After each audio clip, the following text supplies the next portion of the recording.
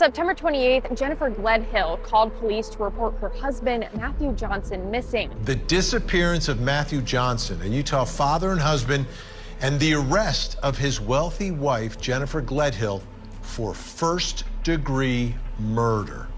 Jen in our home before and, breaking bread with them. And then it turned out that she's responsible for his death. It was shocking, frankly.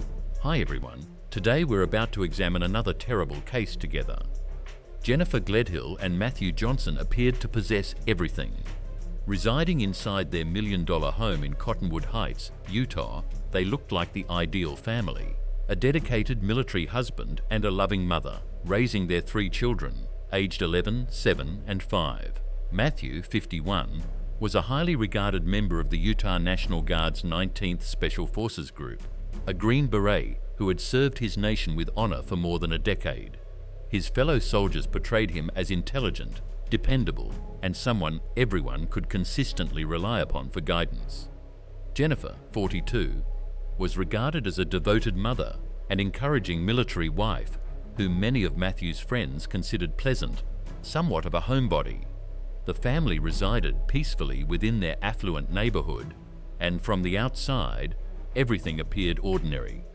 Yet beneath this outwardly perfect marriage, fractures had started developing months before. The couple had been discussing divorce since July 2024, and court records revealed an extremely dysfunctional relationship that had steadily worsened for quite some time. In August 2024, Jennifer submitted a request for a temporary protective order against Matthew, stating she required protection from her husband. Nevertheless, when the matter reached the courtroom, the judge reached a ruling that would ultimately become fatally important. 3rd District Commissioner Russell Minus reviewed the evidence Jennifer provided and determined that the videos she presented actually portrayed her as fearless and equally confrontational toward him. The commissioner observed that text messages from Jennifer to Matthew consistently contained berating, belittling, and demeaning language, if not directly trying to provoke him into a violent reaction. On September 16, 2024, only days before the tragedy that would destroy their family forever, Commissioner Minus rejected the protective order, deciding that no abuse had taken place. He wrote something that now feels chillingly prophetic. The conduct of the parties over the past several months is representative of a highly dysfunctional marriage, bringing out the worst in the parties, clearly suggestive that an action for divorce should have been filed long before reaching the current state of affairs. What the commissioner never realized was that Jennifer had already reached a decision, ensuring divorce proceedings would never become necessary.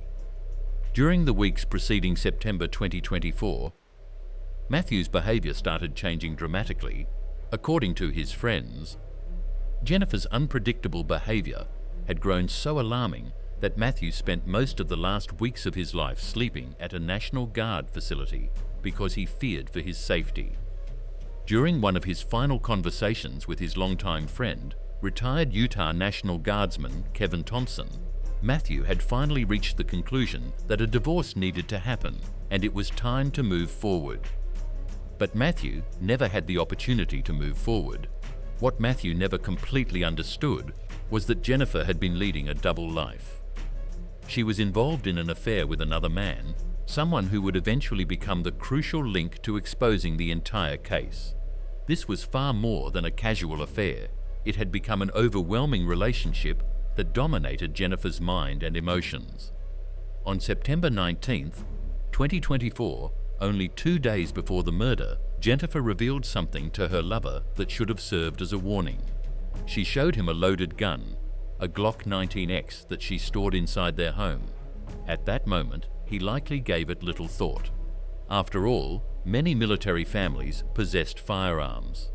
But prosecutors would later disclose that Jennifer had been deliberate and systematic throughout her planning. She had made arrangements for their 3 children to remain at her parents' house on the night she intended to kill their father. Everything was falling into place for a confrontation destined to end in tragedy. September 20th, 2024 began like every other day, yet by evening, the delicate facade of the Johnson-Gledhill marriage would ultimately collapse. Matthew had uncovered the truth about his wife's affair, and witnesses would later describe hearing a fierce argument between the couple that evening. According to Jennifer's later confession, Matthew confronted her, shouting at her, because he knew she had been sleeping with someone else. The confrontation became intense, with years of marital troubles finally erupting into the open.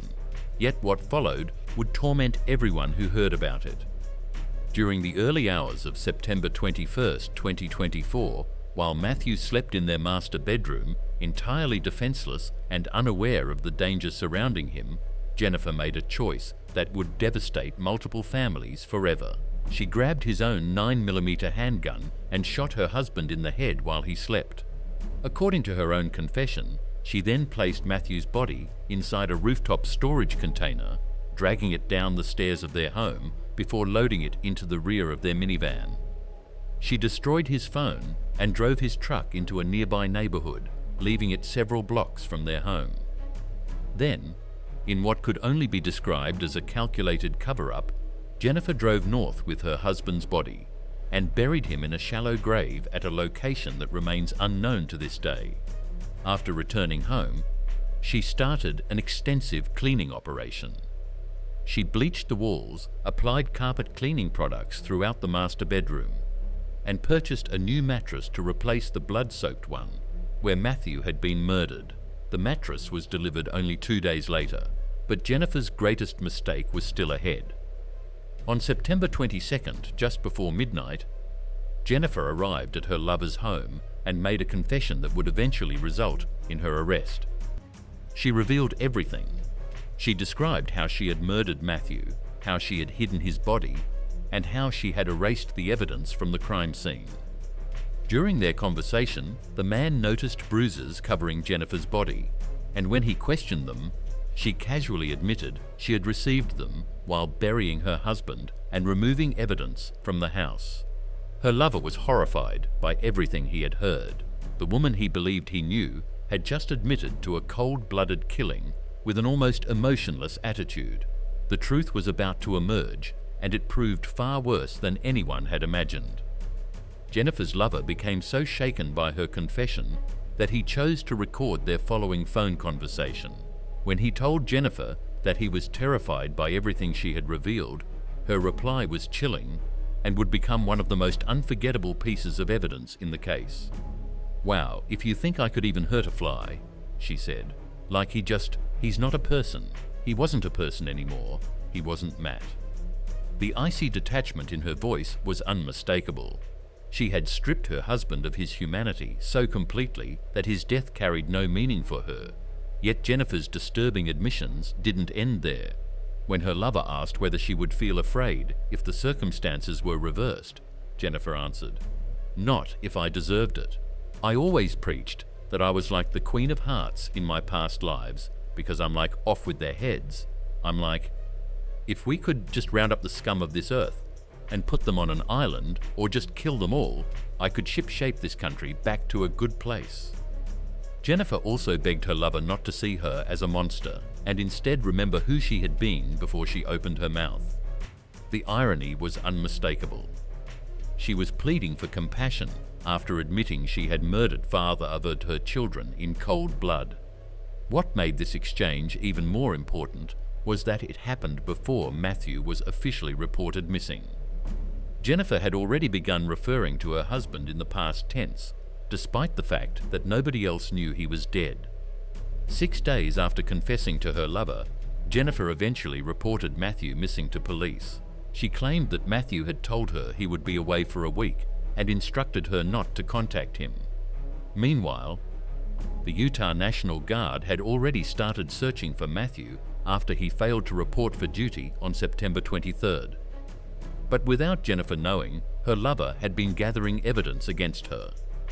He had captured screenshots of their text messages and recorded their telephone conversations. On October 2nd, 2024, he finally approached police with information that would break the case completely open.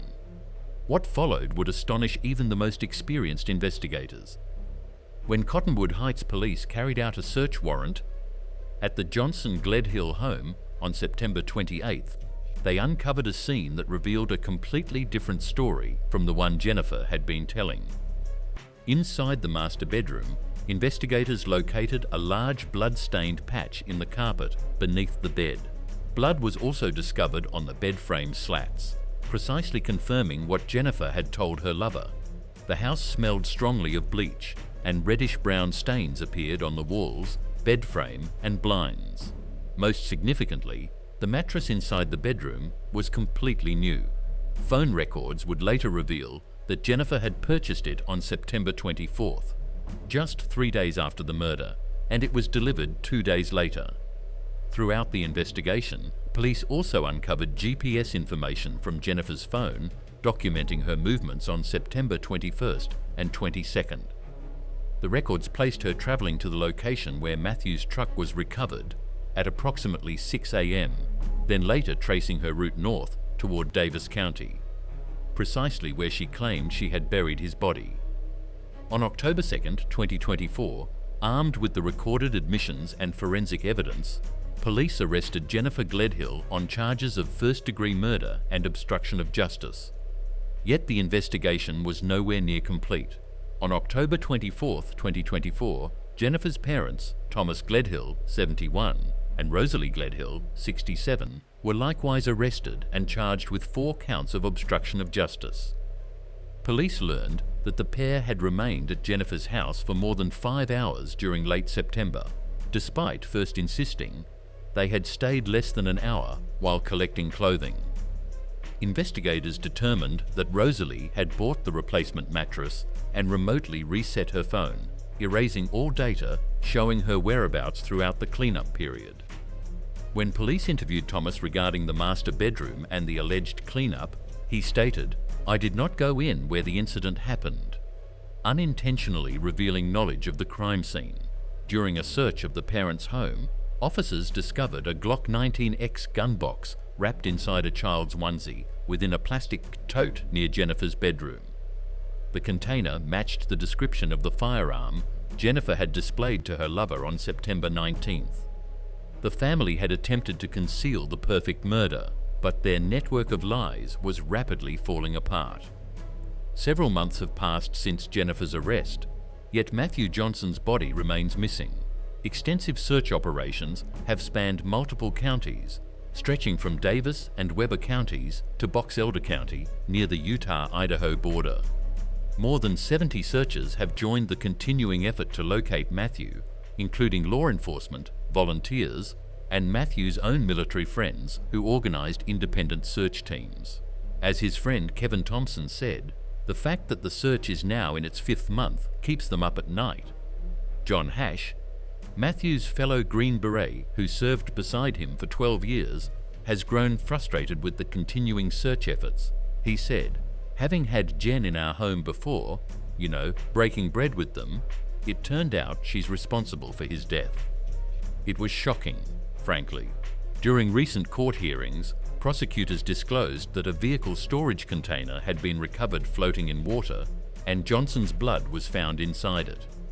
This finding supplied further physical evidence connecting Jennifer to the crime. Yet Matthew's body still has not been recovered. The search continues expanding across northern Utah as investigators pursue every lead, hoping to finally return Matthew to his family. They were about to uncover a secret Jennifer had hoped would remain forever hidden. Jennifer Gledhill has pleaded not guilty to every charge against her. She is charged with 1 count of first-degree murder, 5 counts of obstruction of justice, 1 count of possession of a controlled substance, 1 count of abuse or desecration of a human body, and 1 count of tampering with a witness. During her bail hearing, prosecutors maintained that Jennifer represented a serious threat to the community and to the integrity of the investigation. They disclosed that she had told her lover she would shoot herself before going to jail, demonstrating both her desperation and capacity for additional violence. The judge agreed with prosecutors and rejected Jennifer's request for bail, concluding that she posed a danger to the community. She remains detained at the Salt Lake County Jail. Adding yet another layer of complexity to the case, is the issue surrounding Matthew's $500,000 Prudential life insurance policy, with Jennifer listed as the beneficiary. With Jennifer facing murder charges and Matthew's body still unrecovered, the judiciary has asked the court to determine who should receive the money. Jennifer's trial is set to begin on December 8, 2025, and is expected to continue for 8 days. Perhaps the most devastating aspect of this case is the 3 children who have lost both parents, one through murder and the other to prison. Matthew Johnson's family released a statement through their victim representative saying, "We are hopeful that we will find Matt soon, or that Jennifer or someone will come forward with the location of his body so we can properly lay him to rest." The prosecution's theory is clear but chilling. Jennifer Gledhill murdered her husband after he uncovered her affair because she wanted the freedom to continue her relationship with her lover. Instead of enduring a bitter divorce that could have resulted in shared custody and financial responsibilities, she chose murder. While we await Jennifer Gledhill's trial in December 2025, one question continues haunting everyone connected to this case. How does a mother of 3 justify destroying countless lives for the sake of an affair? Perhaps we will never completely understand the depths of Jennifer Gledhill's selfishness and cruelty. What we do know is that her actions have left scars that will never completely heal. Justice may ultimately prevail, but Matthew Johnson will never return home to his children. And somewhere across northern Utah, a devoted father and soldier rests in an unmarked grave, waiting for someone to finally reveal the truth about where he can be found. Every case leaves questions behind. What's your verdict? If you enjoyed this investigation, like the video and subscribe to Crime Scene Files for more true crime stories. Tell me your theory and where you're watching from in the comments now. Click the next case on your screen, because the truth is never as simple as it seems.